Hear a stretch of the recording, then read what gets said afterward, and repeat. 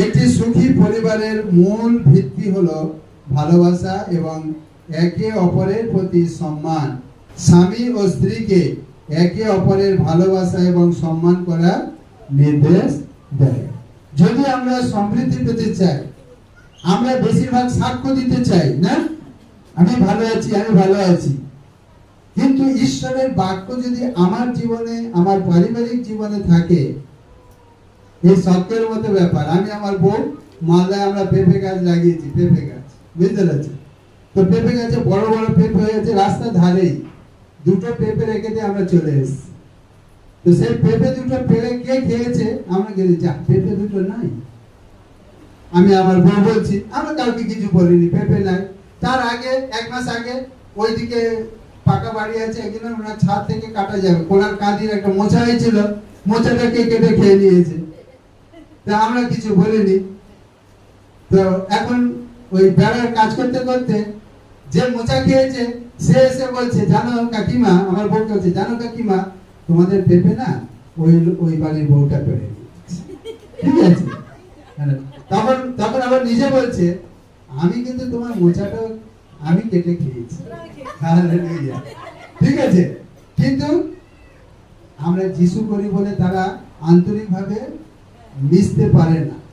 কিন্তু দেখো, কারোর পেঁপে পড়া তো দূরের কথা, পেঁপে গাছে দুটো ডাল ভাঙু, দেখো কিরকম ঝগড়া লাগে। তো ওরা চিন্তা করে, ভাই আমরা মোচা কেটে খেয়ে নিলাম, পেঁপে পেড়ে নিল, কাউকে একবারে বলেও না যে কে পেঁপে দুটো পারলো, তাই কি না? আমার বউকে বলে একদম কিছু বলবে না। হালেলুয়া। দেখো, এইভাবে ঈশ্বরের সাক্ষ্য প্রসারিত হবে এবং তোমার প্রশংসা করবে, তোমার ঈশ্বরেরও প্রশংসা করবে। সেই জন্য পারস্পরিক ভালোবাসা আমাদের জীবনে প্রয়োজন। হালেলুয়া। তারপর কি? সন্তানদের সঠিক শিক্ষা দান ও পিতামাতার বাধ্যতা। শুধু বাচ্চারা বাধ্য থাকবে বলে আমরা বলি, ছেলেদের তুমি এদিকে যাবে না, ওই করবে না, তাই করবে না, না। সন্তানদের সঠিক শিক্ষা দান এবং পিতামাতার বাধ্যতা। পরিবারের শান্তি বজায় রাখার জন্য সন্তান ও পিতামাতার মধ্যে একটি সুন্দর সম্পর্ক থাকা জরুরি। বাইবেল সন্তানদের যেমন বাধ্য হতে বলে, তেমনই পিতামাতাকে ধৈর্যশীল হতে শিক্ষা দেয়। বাইবেলের পদ কোথায় আছে? ইফিসীয় 4:6 অধ্যায়। যদি আমরা 1 এবং 4 দেখি, সেখানে কি লেখা আছে? হে সন্তানেরা, প্রভুতে তোমরা পিতামাতার বাধ্য হও, কারণ ইহা ন্যায়। আর হে পিতারা, তোমরা আপন আপন সন্তানদিগকে রাগাইও না, বরং প্রভুর শাসনে ও চেতনায় তাহাদিগকে মানুষ করিয়া তোলো।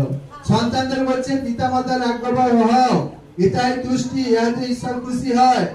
আর পিতামাতাদের বলছে তোমরা যেন সন্তানদেরকে খেপিও না, যা চাইবে না, যা চাইবে না, একটু মোবাইল না, শুধু মোবাইল হাতে হয়, সব সময় মোবাইলে হাতে আছে।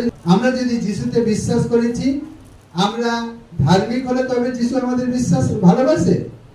আমরা ধার্মিক হলে তবে ভালোবাসে না। বাইবেল বলছে যখন আমরা পাপী ছিলাম, হালেলুয়া, যখন আমরা পাপী ছিলাম তখন যিশু আমাদের জন্য নিজের জীবন দিয়েছে। হালেলুয়া। তুমি ক্ষমা কাকে করবে? যে তোমার বিরুদ্ধে অপরাধ করবে, তবেই তো তাকে ক্ষমা করতে পারবে, তবে তো ক্ষমা করার প্রশ্ন আসে না। সেই জন্য ক্ষমা করার মানসিকতা যেন আমাদের থাকে।